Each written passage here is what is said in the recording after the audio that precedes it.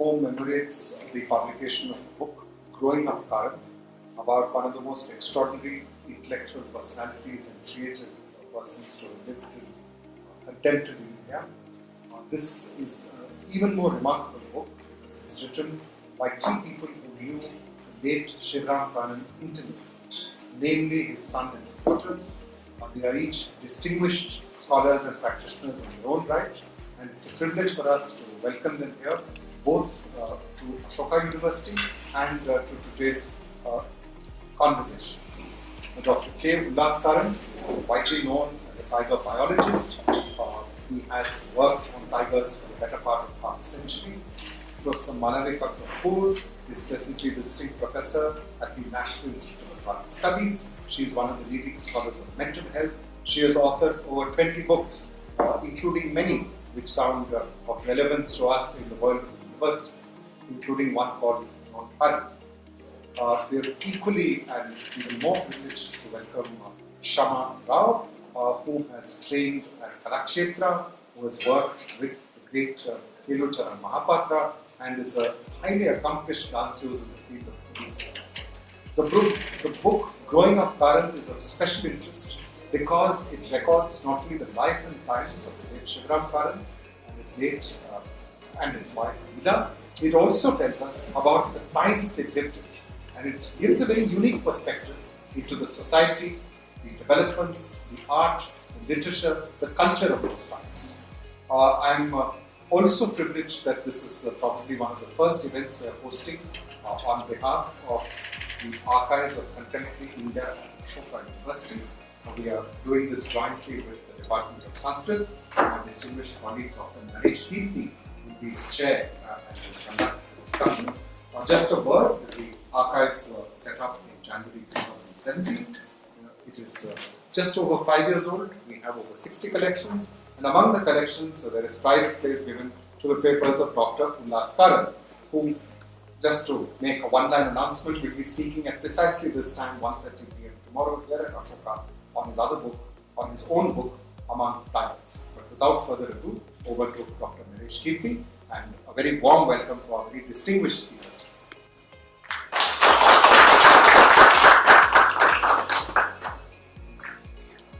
Thank you for that introduction, Mahesh, and thank you to the three of you, Ullas, Professor Kapoor and Kshamaji, for coming here. And it's wonderful that the archives at Ashoka and also us from the Sanskrit department are able to host this event. For anybody who grew up in Karnataka right up to 2000, Shivram Karan was a name to conjure with, and you'd see that it was this kind of imposing presence that even politicians would be afraid of, and everybody saw him as a wizard who really embodied the line drawing that K.K. Hebbar made, this kind of Durga kind of figure with thousands of arms. He had that many facets to his personality and to his life, and it's wonderful that we have this very, very nuanced book, which is not just written in a celebratory or congratulatory tone by the three very accomplished children of his, and we are here to discuss the contents of this book and also the goings on of your lives, both around Shivram Karan and Leela Karan, because I feel that your book is as much about the other members of your family and also the people that made up the milieu of your lives in Puttur and Saligrama and elsewhere, as much as the kind of towering figure that was Shivram Karan. I would like, first of all, to start by asking each of you to speak about your childhood in Puttur and the Balavana experience. So for those who don't know about it, Balavana was a kind of experimental school that Shivram Karan started himself. It was a kind of mini Shantiniketan, if one may say, and I'd like to hear from each of you about your experiences there. Please, Ullas. Balavana was something he started in the mid-1930s. After having been a disciple of Gandhiji, after visiting Shantiniketan and absorbing all that, and he had gotten disenchanted with Gandhiji's ideology and politics, and he wanted to do something constructive, basically children's education, eradication of untouchability, and basically concentrate on the social. And he had a mentor called Molahalli Shivarao, who was a lawyer in Puttur. So my father was a wanderer. Molahalli Shivarao did was to mentor him. He said, come and settle down in Puttur. So he bought these 6 acres of land in which he built this experimental school completely. He was very influenced by Maria Montessori. So it was sort of that kind of a model where there were no structured classes. But the experiment succeeded in a sense. It attracted a lot of attention, but because he did not follow the curriculum of the government, the school was never recognized. So he ended up as being the poor people who had nowhere else to send their kids. Because it was a residential school, they got all their meals. So those kind of Anatha children came, and his pupils were from that background. So that was the setup. It kind of wound down. The school had wound down by 1948 when I was born, but my elder sister saw the tail end of it, I think. So you are the alumna of the Balavana that we have. No. The school had already wound. I see. So I am alumna of Balavana itself. That's right. So that means we lived in Balavana as free human beings, not going to school till the age of 12, or including our elder brother. We never went to school. So what were you doing? We were running around in 6 acres of land. My dad used to tell stories every night. I mean, I don't think anybody can tell a 1-hour story to each child, in spite of his busy life. And then encouraging us to look at things, do things. And so was my mother. So we were basically what you now call homeschooled. Right. But there wasn't really school. There was living experience of doing what you want to. But you had a tutor come and teach you math? No, that was incidental sometimes. I see. When they found that one couldn't add 2 plus 2, then it's okay, let somebody come and teach you a bit. But most of it was, and he actually wrote primers in Kannada. That's right. So he introduced us. So whatever was there in the house were made by him. If we wanted toys, he would make the toys and give it to us. So everything was homemade for us. Could you also speak, both of you, about the very strong presence of art, both in the Balavana school but at home? That there would be these annual performances for Navaratra, and you would muster children from the neighborhood, and then these were serious affairs, and I believe that Shivaram Karanth himself would fashion the costumes out of paper and cloth and so on, and these very eminent literary personalities were called to kind of preside over the functions, and it was taken seriously. It was play, but play was serious business. No, by the time I was there, we were already part of his drama. Myself, my mother, and him. We would take the troops to different places and do different operas. So I was an active participant of his stage experience. Right. And she had small roles because she was very small then, in the operas and singing, and my mother would take the group and my father would take another group. So we were all part of it. Okay, can you tell us about your early experiences growing up in Puttur? How I learned was nature as the first school of the child, Prakriti as the first Pathashala. By playing around in the 6-acre land, watching the morning sun melting the dewdrops, walking on the dewdrop covered grass, climbing the trees, eating mangoes directly, climbing the tree and eating, climbing the hill behind our house. Like this, nature was a major teaching school for us, Prakriti as Pathashala. This is how we learned. We did have some lessons by a teacher in the evening, which was not so important. What we learned was by observing nature. you develop a certain sensitivity towards nature, colors, art forms, because he had a very nice library. He would show us books, colorful books, which other children didn't have. He used to get from Bombay about wildlife, about various things. And he would take us traveling to different places. Traveling as a learning experience. He would show us the trees, plants, explain the geography of the nature, beauty of the nature. He had tremendous aesthetic sense. We were not consciously learning, but somehow you go on absorbing things.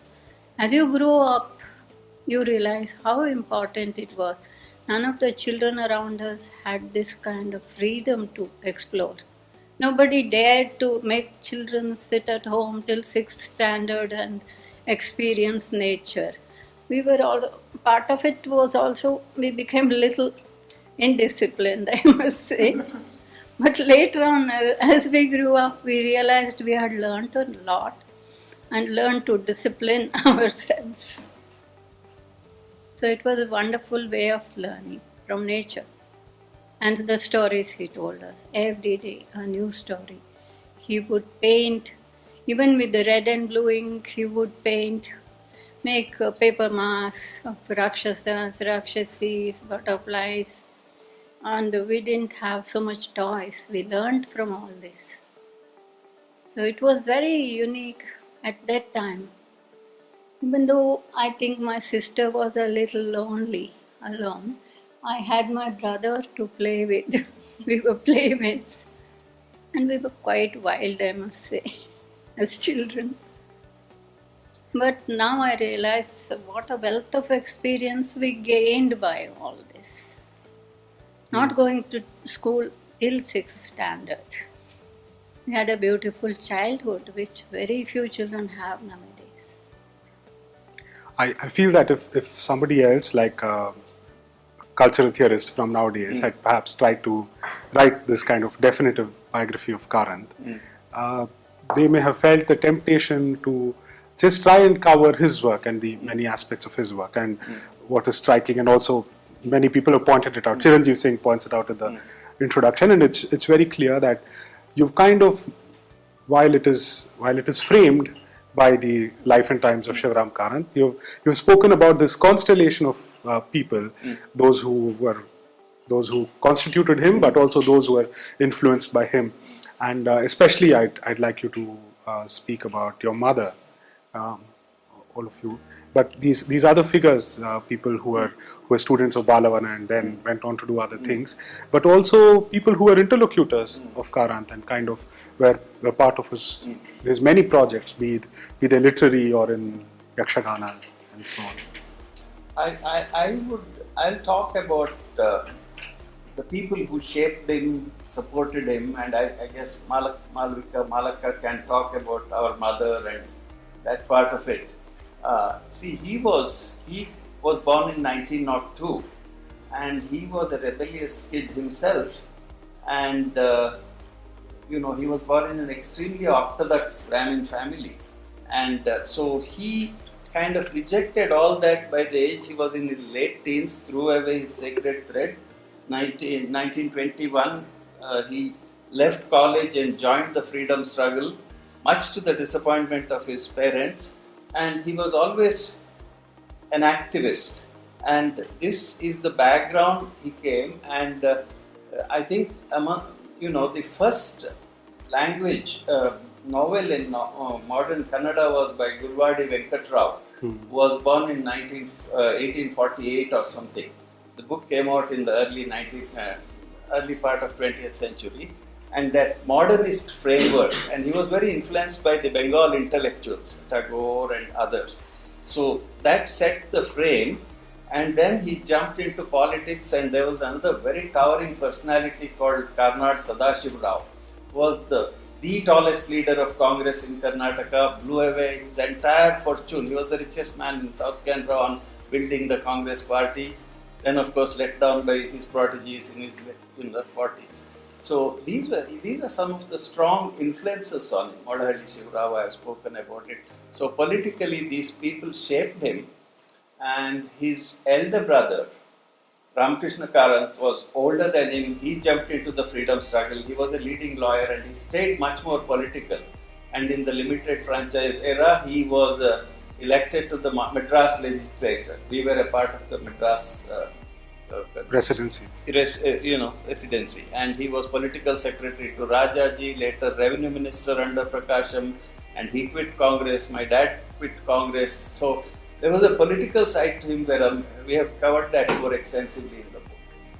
And there were his friends who were not necessarily, they were literary people, but also other people like a coffee planter called Manjunathaya, many others who supported him because they saw the spark in him and supported him, his peers. And lastly, he also had people he inspired.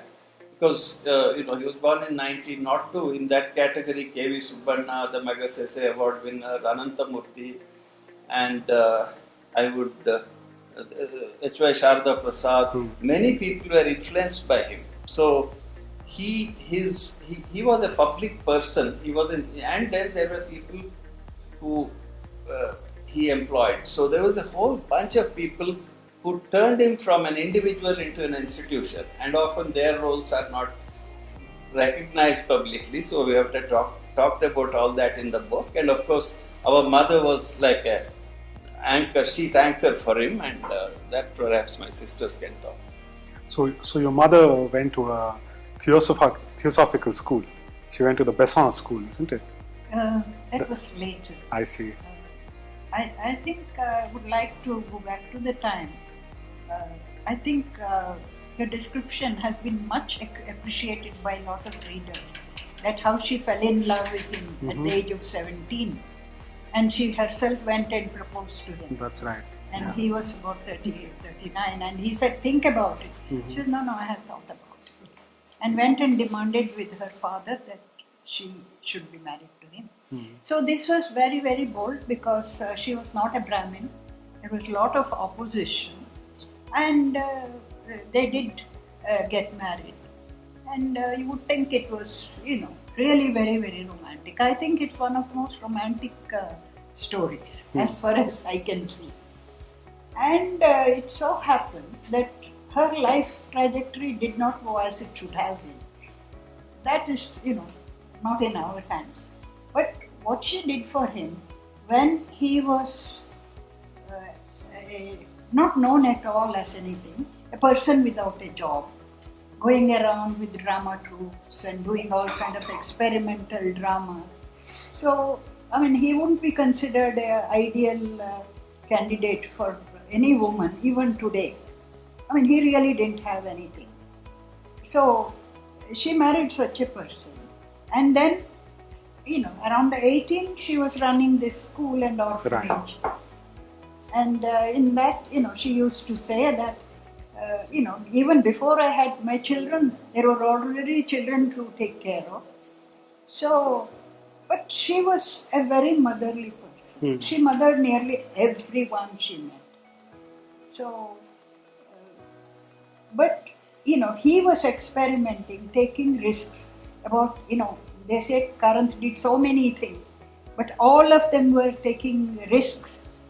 Consequently, it can fail, it can bring you something. But she was the one who stood behind him, supported with him. And besides supporting him, she was also a literary figure in her own right, and she translated a Marathi novel. She grew up in Bombay, so she was very, good in Marathi. Then even her Kannada was very good, which she learned after coming to South Canara. She herself could write very well, but she didn't concentrate on that. But she kept on propping him up so that he can achieve what he wants to achieve. That was her greatness, because she really thought so admiringly of him, that she thought it's worth that effort. So, apart from that, her own qualities as a person, retrospectively, as a psychologist, I would say she was the greatest counselor I had ever seen. If she starts walking along the road, She would meet up with people, listen to their story, listen to their problems. The entire way would be, like standing, offering counseling to people. She knew everybody's date of birth, marriage date, number of children. I mean, it's like a case file of people she had to whom she was constantly mentoring. And, I was more a loner. I used to be very embarrassed walking with her stopping everywhere and doing that. I used to be humiliated by the behavior. And later on, when I really, we have to train ourselves to become that. So and she was a natural. She's had her vengeance by you turning into a counselor. No, but it was natural. Mine is cultivated. She was truly a compassionate. Even women who are beggars, she used to attend to their needs. She was a very, very empathic, kind person. Very creative herself. And I used to call her the fair witness. She would tell anybody off on their face, including her. I mean, she had no hesitancy in being frank about things. So her honesty was something I thought it was great. Yeah, she was very compassionate. And I remember a small incident. When I was just 2 or 3, one destitute woman used to come. Every evening, poor people would come. She would sit in the corner of a veranda and people would come and cry, ask for help. She had immense patience to deal with their problems. One day a woman called her who came, her father had died and she had no money to cremate the dead body. And there was no one at home, so she took me with her and bought firewood and cremated the dead man with a lot of wounds on the body. Certain things are imprinted in my memory. At that time, as a little girl, I was puzzled, why is she doing all that? Every evening, so many miserable, sad people would come to her and cry. Why is she doing all that? Later, as I grew up, I realized that what a great compassionate heart you need to reach out to people who had nothing. And whatever, sometimes even if an old beggar came during the lunch time, she would give away her food. Certain things were extreme, but that kind of compassion is very hard to find. But at that time, we thought it was funny. We used to give names to those It was a little strange. people. Watching pathetic friend, Mama's pathetic friend. Going So we and would give watching names to all the the dead people. body being burnt. At that time, it was a little shocking too. But as I grew older, I realized what a great quality it is to reach out to poor and the destitute. She was a very jovial person, full of love. She made everybody laugh. Great sense of humor. You had a zoo at home. That zoo was part of Balavana experiment because he was very interested in nature and wildlife. So he built this small zoo. The school was there and the people from the town would come to the zoo and look at, he had some deer, sambar deer, chital, one black buck, peafowl. It wasn't a big zoo. But in Puttur, a small town of 5,000 people, it was a big attraction. So a lot of people used to come there. But by the time we were growing up, again it was all financially unviable, the school, the zoo, everything. And I remember my mother telling a story during the World War II, rations were imposed. And we had huge German Shepherd dogs in the zoo and the ration was not enough. So my father applied for extra rations on this excuse. The assistant commissioner, Timmappa Shetty, refused it. But when she went, she was a bunt from his community. And she managed to get the ration for the dogs and the zoo animals from him. Incidentally, that man was the grandfather of the head of Amnesty International, Shetty, who is now his grandfather. So that's where the amnesty began. Amnesty for the German Shepherds. And you also had a printing press at home.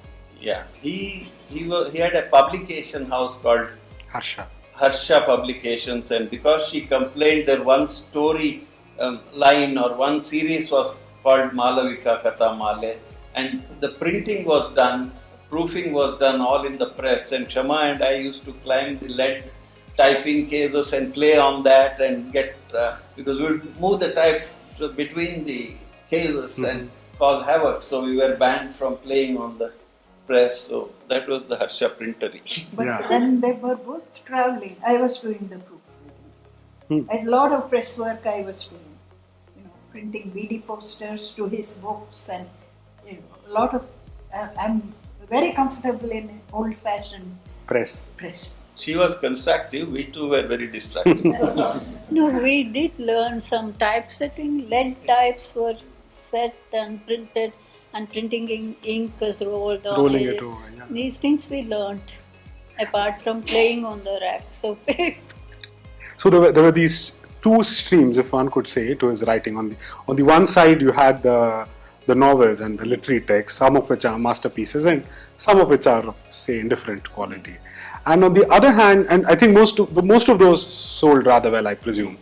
And on the other hand, he took up these, what one would call mad quixotic projects, like writing children's encyclopedia entirely single-handedly as one person.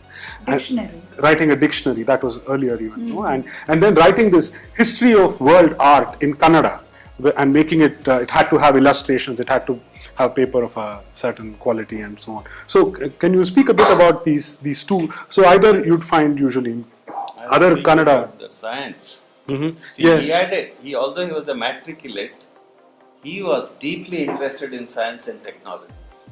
And always, so we had the National Geographic magazine going back to 1938 piled up in our house, Encyclopedia Britannica, various natural history encyclopedias, art encyclopedias.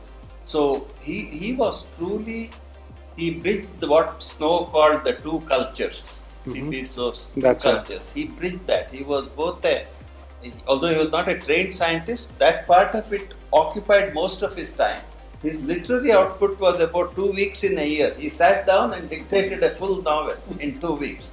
But his other activities were in the non-fiction world. He was amazing. He straddled these two worlds. Actually, Rodhan Narasimha said he was influenced by Karan's Science writing. C.N.R. Rao. Yeah. It's still a vacuum. I don't think now there are that many people writing popular science or that many people reading popular science in Kannada. And it could also be that Tejasvi, Purnachandra Tejasvi, perhaps was influenced by his there was a little science bit writing. of it, but Tejasvi was much younger. Okay. So he got to meet my father in the 90s. I knew him from before, and suddenly he realized how much interest in nature Tata had. So they got along very well, but this is the last few years of my dad's life. Okay. His notions about man and environment and his ideas about life in conjunction with the environment, and say in Betta the Jiva and so on. And his deep interest must surely have also sparked the interest in nature for all of you, but in particular for you, Ulhas. Perhaps it was an influence, but it's also not that there's an exact overlap between his views and yours. Yeah, but that watching nature, and nature is beautiful, that aesthetic sense came from him. Right. I went further along that route. Right. He went in many directions.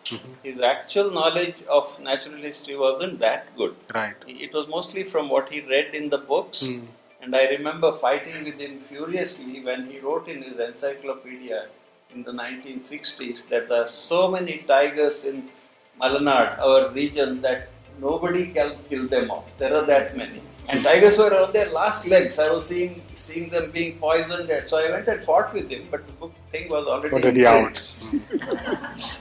Yeah. And he also seemed to have this slightly idealist and romanticist notion that we can all, with all our numbers and all of our activities, coexist with our natural surroundings. I don't think he went far along that, because he was a rural person who has seen the damage. So, but he didn't get into the nitty-gritty of how conservation should be done. He kind of stopped at natural history and then a broader environmental moment, sort of, fighting industrialization. and That's all right. that. Yeah. He was. So he was also involved in this activism in a way. Very Before it was a profession to be an activist. Yeah, and he was in the debates between Gandhiji and people like Vishweshwaraya and Jamnalal Bajaj. He was squarely on the side of Vishweshwaraya and Jamnalal Bajaj. Right. He was not with Gandhiji. But towards the very end of his life, I think thinking got a bit muddied and he became a kind of a Luddite. But that was towards the very end of his life. What we notice is that he had this column, I think, was it in Taranga or Taranga.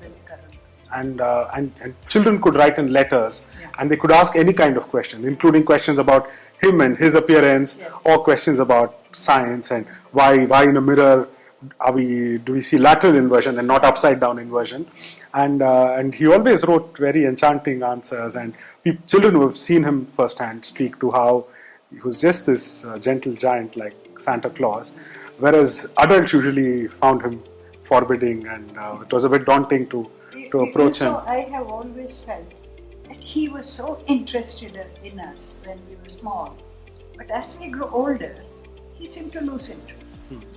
So now I feel like that. Children are so interesting, I can spend days and hours, but adults are very boring.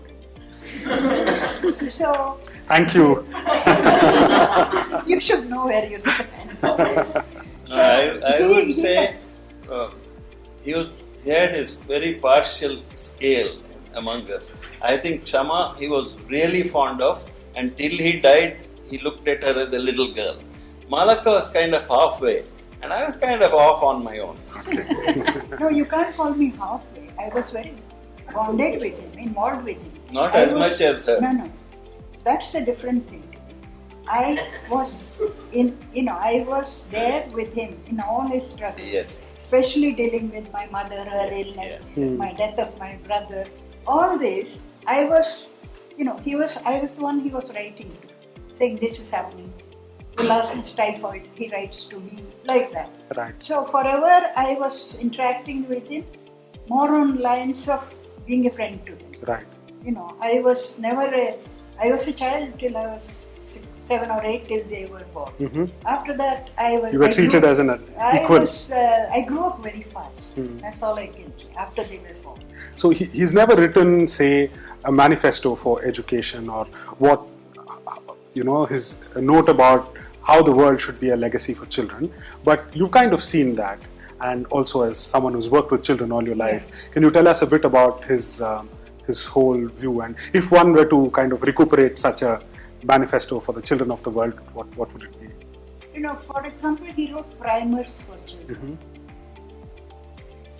And last year I wrote a primer, and I went back to his notions, and then I found they all make it. Why are you torturing children, giving them writing? Till they are 7 or 8, don't make them write, don't teach them script. Just read to them aloud. I follow his method of simply reading stories to children 10 times, and they themselves read afterwards. You don't have to spend 5 years teaching them to read. We can do it in 20 sessions. So I have worked on this and I have developed models for it. So I follow his way of dealing with children 100%. One, because I know how good it was, how happy I am, and my regrets are for all the children who didn't have such a happy childhood. So that is his teaching, that children should be happy. Learning takes place, that's secondary. And also we find that he was really interested in the place for song and dance and theatre, not just for the child but also for the adult. And can you tell us a bit about that, about the value of using music and theatre in education? His biggest strong point was, he looked at the baby, and he said how a baby expresses its emotions by using the entire body and all limbs. When he cries, when it gets angry, you see the child moving. This is a theory he adopted in his dance. in his innovation of Yakshagana, Yes. he used his entire body to feel the emotion and express through the body, and also the modulation of music. See, when it's a sad scene where Abhimanyu is dying, you can't use loud Drumming. drum bits and Bhagavata shouting loudly. So it has to be gentle to bring out that sorrow. Where it has to be very loud when the Rakshasa character enters, or there are princes traveling, or the court scene. So modulation of music to match the emotion. This is something very strong, and he was inspired by the baby's reactions to it, how the way it uses its expresses body to emote. using the whole body. He has actually not learnt Yakshagana, but done a lot of extensive research to regenerate the old forgotten talas, ragas, extensive research, and brought about certain changes, aesthetic changes in the costume, jewelry. He consulted a lot with the famous painter K.K. Hebar also to bring about this. One person whom he respected and always consulted. So it was kind of, we were part of all this. Yes. I did take part. Strangely, I took part in his dance dramas few times. Then I realized, I was very young, I realized that you need lot of discipline of the body and mind. So whatever looked great on his body, not necessarily we can do it. That's why I told him I must have some training in Bharatanatyam, which he didn't like also. He said, okay, if that is what you want, go to that teacher, Vishwanath Rai. So that helped me to get some discipline.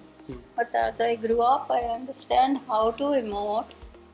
And even when I learned Odissi, I used his technique of emoting through the whole body. Use all the muscles of your face to bring out the feeling, which is called Satvika Bhava. That's right. Dance. This is something ingrained now because it makes sense to me. But we needed a certain discipline. He kind of willingly or unwillingly, he became part of this juncture in the history of Yakshagana.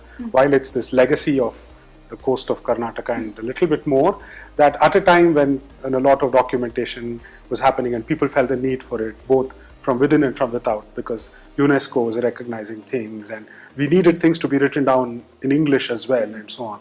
And I feel that because of both his creative but pragmatic and intellectual interventions, there were people who felt that some of the innovations he did, or some of the innovative things that he did, were a bit of a diversion, was taking Yakshagana away from some notion of a congealed classical form.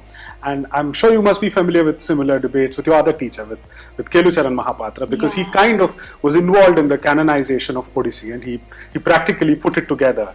So can you tell us a bit about that, about these notions that people tend to have, about there being a fixed classicism, and you have that on the one hand, and on the other hand you have these artists who are not empty vessels, they are not puppets on a string, and they have minds, and they are going to take along the tradition and make either incremental or daring changes. And these three persons, like my father, Guru Kelucharan Mahapatra, brought in certain innovation. You have to be a visionary to bring about a change.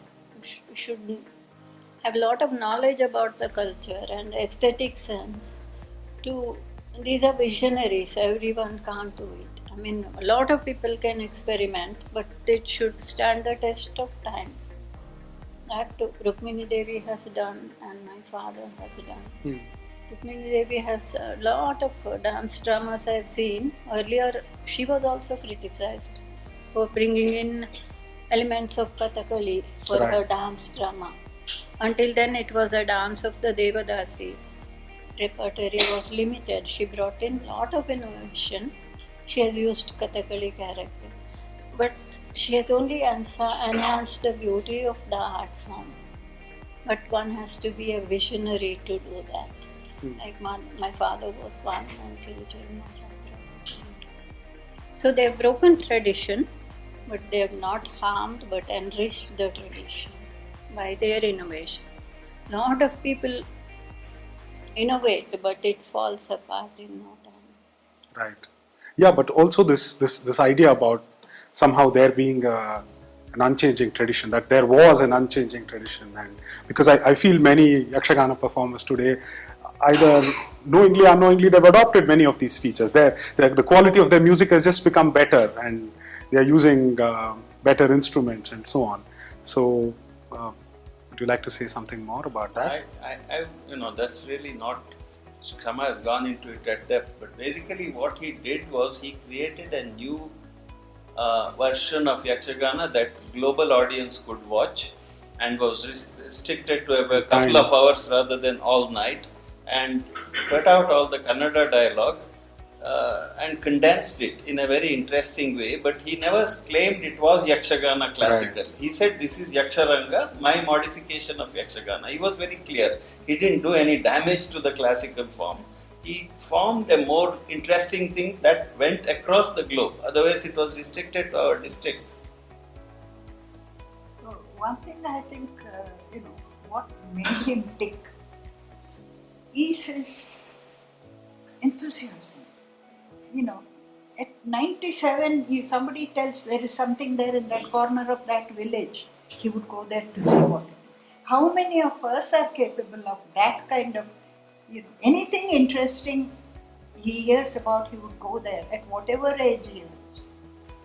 And the other thing is, when people think we are Karan's children, that we'll have a halo around us or something.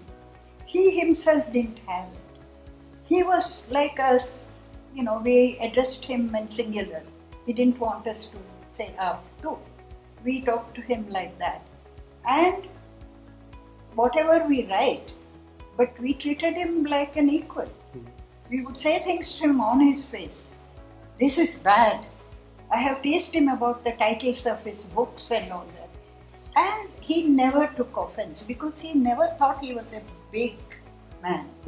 So I think that is something all of us should learn. Hopefully we have learned that we are not big. We are part of this very large universe, like he was, trying to make our little thing. The age thing that Malaka pointed out is so true. He had no notion how old he was. I remember it was in 84 or something, he would give his program, and I and my wife Pratibha, he was very fond of her because she was a very calm personality compared to me. So he would be on the clock like old British rail used to be. He would be on time. One day he was driving he had a driver, he wouldn't drive. He was coming from Tumkur and he was 1 hour late, and we were really upset. Those days there were no cell phones. I said, he's old, what has happened? Then he turns up. Then he's very apologetic, saying, I'm sorry, I got held up because a very old man came at the end of my talk and said, you must read this short story of mine and give your comments and go. So I was delayed. I said, how old was the very old man? He said, he must have been at least 70. My dad was 85. He thought of that guy as an old man. He thought he wasn't. It was deeply, we were laughing. Both of us laughed. He said, why are you laughing? I said, how old are you? Then he would have this kind of smile when you tease him. Like the sardonic smile, like in this book. Yeah. He feels very guilty when we point out things to him. But we did it all the time. We never let him get away with anything. So on that note, I think we could open it up for discussion and questions, both from the Zoom audience but first the audience in the room. Sir, very interesting knowing about everything, the homely culture environment you are educated till 6th, telling in school. So how very different your school environment when you went up to the school, and how is the homely environment? Because you are culturally enriched in your home, but when you go to the school, you have to have a particular discipline. you have to do the things in a very disciplined manner. So just See, we went to school at age 11. We had a structured schooling. It was not completely random. Kannada was taught from 1 to 6, but using his textbook rather than the government prescribed textbook. But we learned Kannada thoroughly, no English. We were taught math, so the arithmetic was good, and the high school gave us an entrance exam. And if we passed that, we could join straight at 6th grade. We can't do it now. That's how I got in. We got in, and I think in high school we didn't find it difficult at all because we had read a lot of stuff. In fact, I benefited in a sense, general knowledge and social studies. I knew more because I had read outside of my school than the students who were just studying that particular textbook.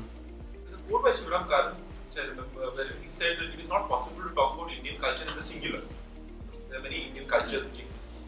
And that kind of makes me to think whether you'd like to talk about your father's commitment to pluralism as well, and how that speaks to us in an environment wherein Indian culture and Indian identity is being consciously defined in very parochial ways. I think he was an atheist from a very young age.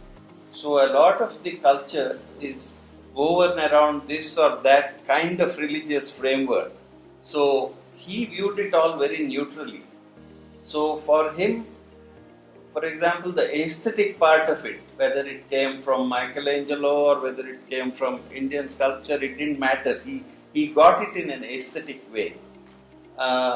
And because he was a Gandhian at heart, although he fought with Gandhi on many things, eradication of untouchability, he was deeply, deeply involved in I would say, a pro-poor line of thinking. For example, if you read his Chomanadudi, written in 1934, it is about a bonded labourer who was one step lower than a tenant. A tenant could lease the land, called Geni.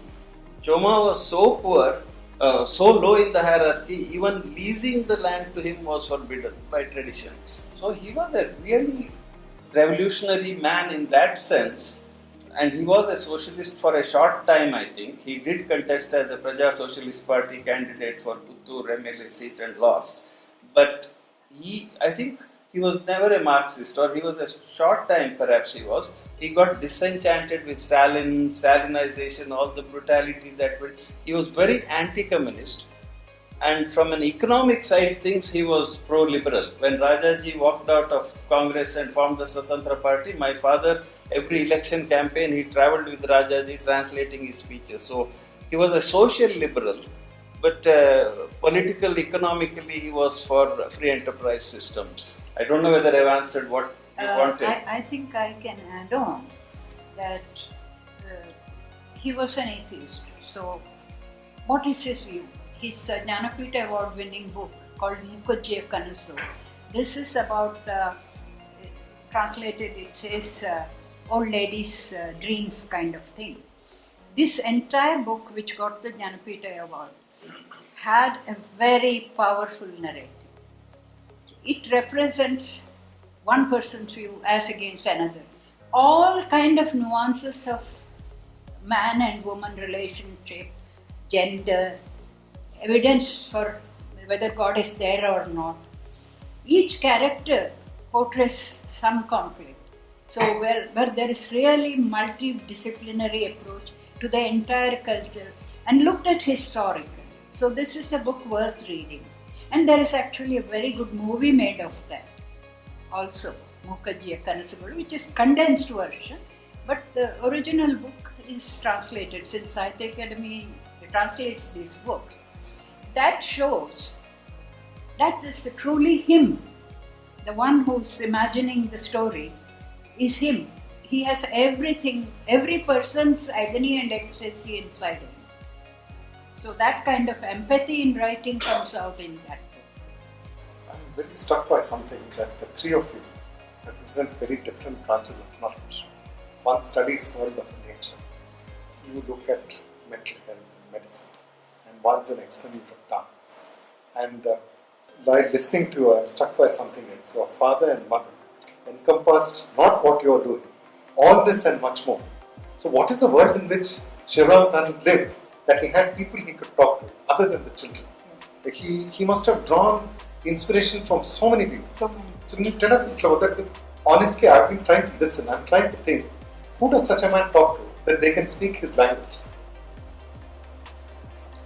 His childhood, I think it was shaped mainly by books. I don't think he had people he could talk to.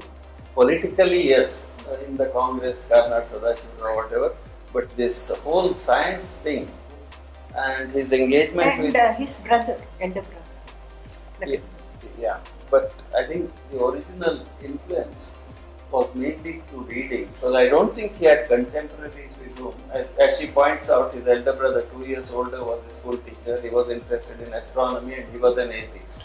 So they would get together. But I don't think he but he also talked to his contemporary writers.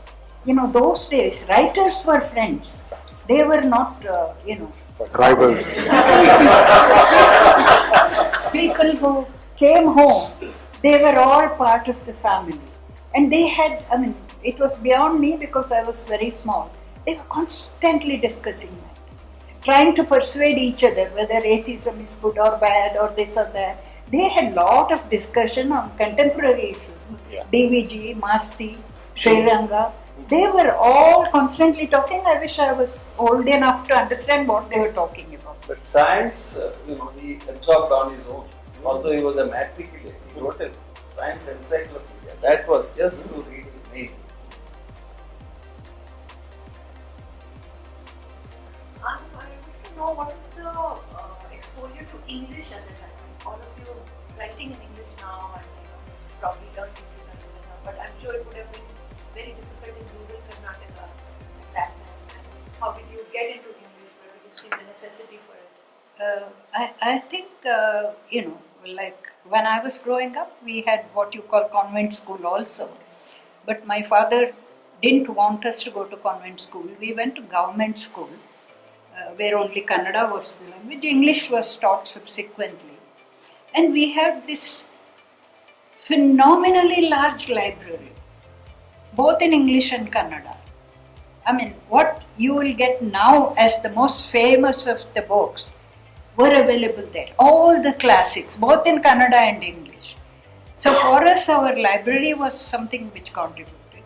And even today in the villages, you don't have science labs. We had science labs.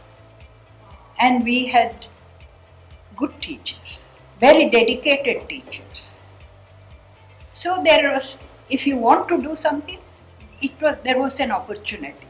None of us were stopped from.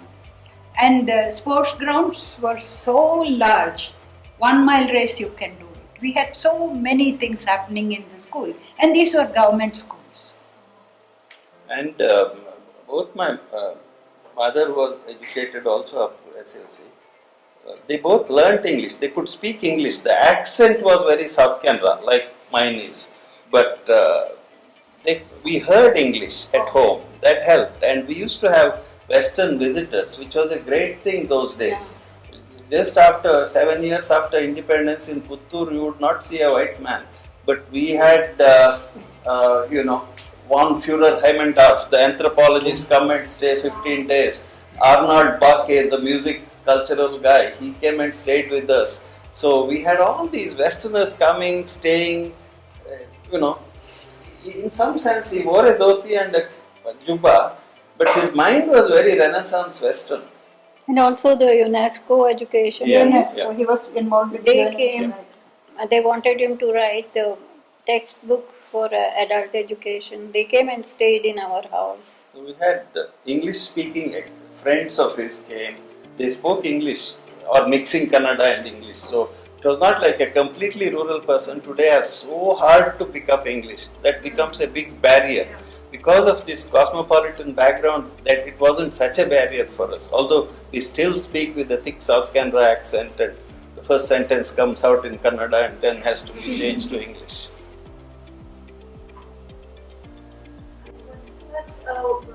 Compassion came up a lot when you were talking about your mother, your father, and you were also talking about storytelling, like you growing up listening to stories. So what do you think storytelling and story listening verbally how does it add to being compassionate to characters? Maybe there be animals, maybe there be humans. So what do you think? How does storytelling and compassion come together?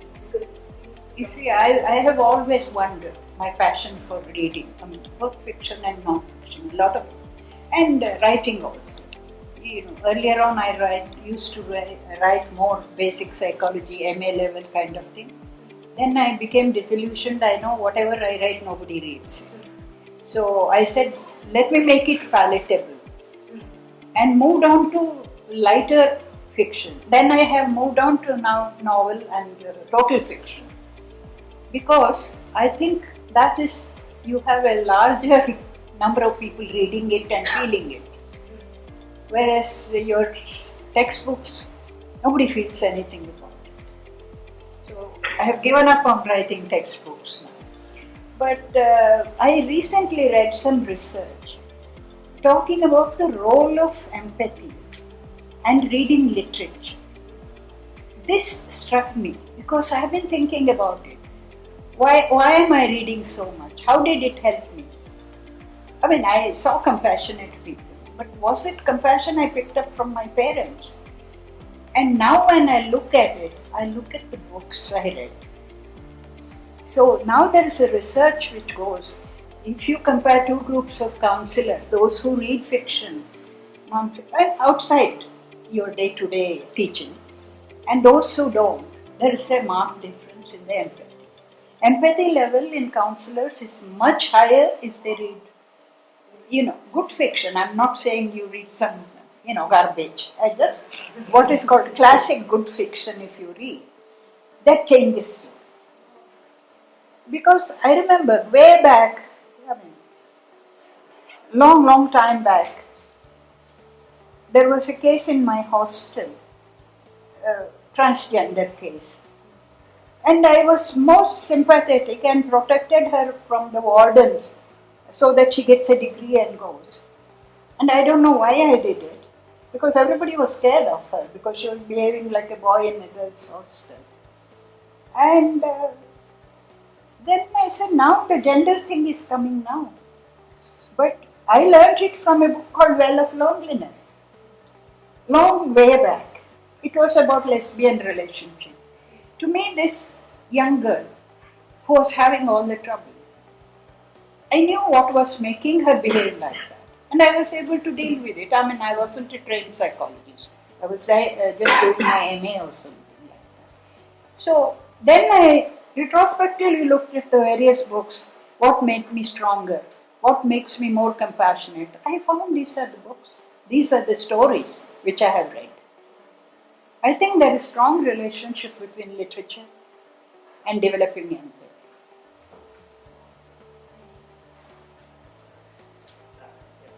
This was just fascinating, I just really want to read the book. It's been such amazing stories. I did not know about him much, that's my ignorance. But I'm curious, two things. One is to continue, Sonali's, because stories, you said each of you 1 hour story every night. Yeah. So what are some of these? I mean, because I'm amazed, okay, where are all these stories coming from? So many, right? So you can tell us. Improvised on the spot. Sometimes we would say, we want a Rakshasa and Rakshasi, or a deer and tiger, some theme we would suggest. Otherwise, so you just create a story. Then immediately there's it's a pity that there was no tape recorders, no video. And not only us, even the grandchildren. Stories are lost. All the grandchildren had series of stories. In the book, my daughter writes about his stories, how he told stories. So it continued, not just our generation, next generation also. It was like this Harry Potter stuff. But he spun it off. It was amazing. Impromptu. He would ask, like, you're ordering a menu. I want a Rakshasa. I want a tiger. I want this in the story, and it will start and it will go all over the place. I had another question. I was wondering, hearing all these stuff about him. So, if you have to now think about, any aspects of his entire body of work and thinking that you think you wish he had pursued it further or maybe differently, it would Could there be some of those areas you now think? I think he led the way he wanted to live. He did what he wanted to do. And he achieved almost everything he wanted to achieve. I don't think there was any... There were some things he wanted to do, but he was no good at. That's One was, he wanted to, this was just to earn a living. See, he was the only Kannada author I know who never had a job in his life. He was never a professor, never a lecturer. He always earned his living from writing. It's very hard to make a living from writing in India, that too in Kannada. Yeah. So one idea was to start a carpentry workshop and things like that. That flopped. Poultry farming. Poultry farming, he wrote a textbook. He wrote a book about poultry farming. Then the press itself was necessary, but it wasn't the most efficient press.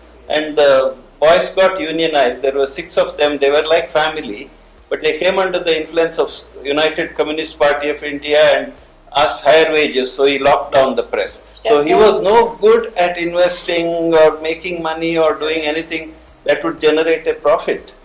So those were things that he even if he had gone further, he would never have been a Tata or a Birla. That I'm sure. And thank heavens for that. Thank God.